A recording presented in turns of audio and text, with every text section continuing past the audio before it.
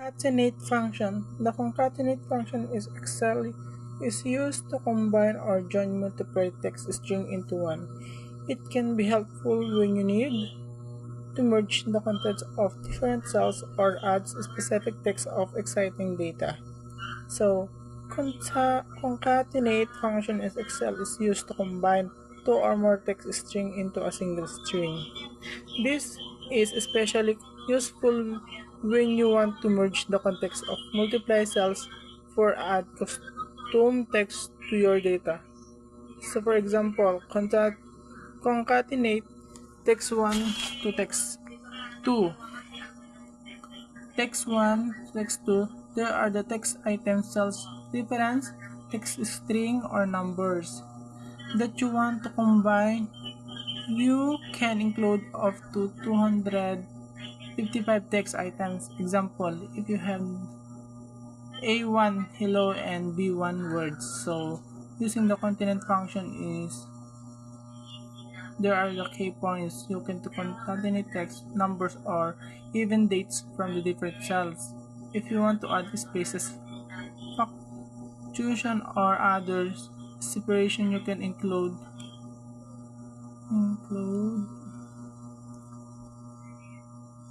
them as part of the text string or etc. for the space. Left and right functions. The left and right functions are used to extract a specified number of characters from the left or right side of a text string. Respectively, they are useful for extracting substrings from longer text. That means that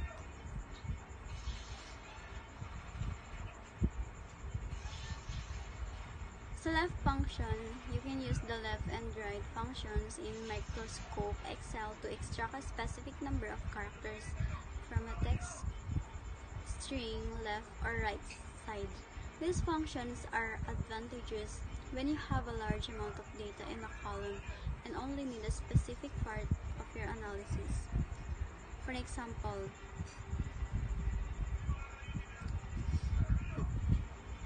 put a LEFT or left slash TEXT create NUM slash CHARS. This means the text argument is the text string from which you want to extract the characters. And the right function, on the other hand, allows you to extract a certain number of characters from the right side of a text string. As you can see, the following syntax is similar to the left one. Syntax, the number of characters extract from the left. Ang syntax kung saan ang number of characters ay tumutukoy sa bilang ng mga character na ibabalik. The text string from which you want to extract characters. The number of characters to extract from the right. Example, suppose you have a list of product codes in column A and you want to extract the first 3 characters from each code. You can use the left function like this. Lookup function. Number 1 is VLOOKUP function. The VLOOKUP function in the Excel is used to perform vertical lookups in table arrange. It searches for a specific value in the first column of a table and returns a related value from the same row in other column. VLOOKUPs commonly used for tasks like retrieving data from database or creating dynamic drop-down lists. So like VLOOKUP or vertical lookup is a function sa Microsoft Excel na ginagamit to find a specific value sa first column ng table and then get a related value from another column, same row. Super useful siya for data management and automated searching, like hindi mo na kailangan maghanap manually. So sa VLOOKUP meron siyang formula, equal sign VLOOKUP parenthesis lookup underscore value comma table array comma call index num tsaka comma yung range lookup niya. So yung unang hanapin mo doon is yung lookup value. Like yung hinahanap mong value, like, for example, ID, product code, or name. Sa table array naman, sa formula, yung range ng data kung saan mo siya hahanapin. And next is call underscore index underscore num or column number kung saan mo kukunin yung matching value starting from 1, okay? Sa range underscore lookup, use for false for exact match, true for closest match sa formula. Pero usually, false yung talagang ginagamit. Example sa VLOOKUP in action. Scenario. Let's say meron kang employee list with ID na name and department, tapos you wanna know which department belongs to a certain employee ID. Now, gusto mong malaman kung anong department ni employee 102. Just type this, just follow the formula I said. VLOOKUP, equal sign VLOOKUP, parenthesis, kung ano ba yung